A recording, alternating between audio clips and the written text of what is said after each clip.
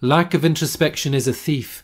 It slinks behind when mindfulness abates, and all the merit we have gathered in it steals, and down we go to lower realms. Defilements are a band of robbers looking for their chance to injure us. They steal our virtue when their moment comes, and batter out the lives of happy destinies. Therefore, from the gateway of my mind, my mindfulness shall not have leave to stray, and if it wanders, it shall be recalled by thoughts of anguish in the lower worlds. Through fear, and by the counsels of their abbots, and staying ever in their teachers' company, in those endowed with fortune and devotion, mindfulness is cultivated easily. The Buddhas and the Bodhisattvas both possess unclouded vision, seeing everything. All lies open to their gaze, and likewise I am always in their presence. One who has such thoughts as these will gain devotion and a sense of fear and shame. For such a one the memory of Buddha rises frequently before the mind. When mindfulness is stationed as a sentinel, a guard upon the threshold of the mind, introspection will be likewise there, returning when forgotten or dispersed. If at the outset, when I check my mind, I find that it is tainted with some fault, I shall be still and self-possessed, unmoving like a piece of wood. I shall never, vacantly, allow my gaze to wander all around, but rather with a focused mind will always go with eyes cast down. But that I may relax my gaze, I'll sometimes raise my eyes and look around, and if there are some people standing in my sight, I'll look at them and greet them with a friendly word. And yet, to spy the dangers on the road, I'll scrutinize the four directions one by one, and when I stop to rest, I'll turn around and look behind me back along the way. I will survey the land in front, behind, and carry on or else retrace my steps.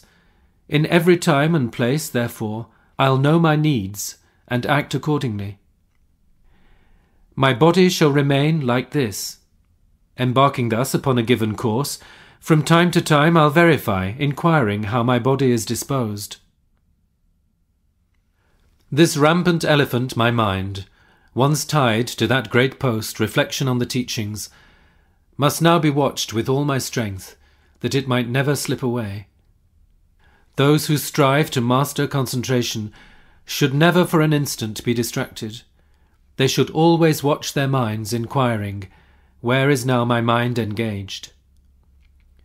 When this becomes impossible, in case of danger or festivity, I'll act as it seems best, for it is taught that rules of discipline may be relaxed in times of generosity. When something has been planned and started on, attention should not drift to other things. With thoughts fixed on the chosen target, that and that alone should be pursued.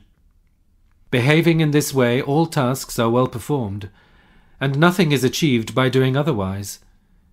If thus we act, the secondary defilement, lack of introspection, will not grow.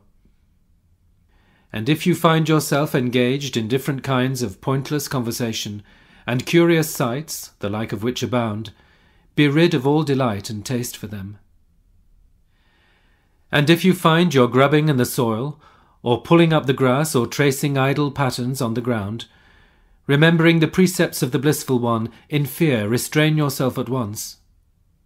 And when you feel the wish to move about, or even to express yourself in speech, first examine what is in your mind, for steadfast ones should act correctly. When the urge arises in your mind to feelings of desire or angry hate, do not act, be silent, do not speak, and like a log of wood be sure to stay. And when your mind is wild or filled with mockery, or filled with pride and haughty arrogance, or when you would expose another's secret guilt, to bring up old dissensions or to act deceitfully, or when you want to fish for praise or criticize and spoil another's name, or use harsh language, sparring for a fight, it's then that like a log you should remain. And when you yearn for wealth, attention, fame, a circle of retainers serving you, and when you look for honours, recognition, it's then that like a log you should remain. and when you are inclined to overlook another's need, and want to get the best thing for yourself, and when you feel the urge to speak, it's then that like a log you should remain. Impatience, indolence, faint-heartedness, and likewise arrogance and careless speech, attachment to your side, when these arise, it's then that like a log you should remain.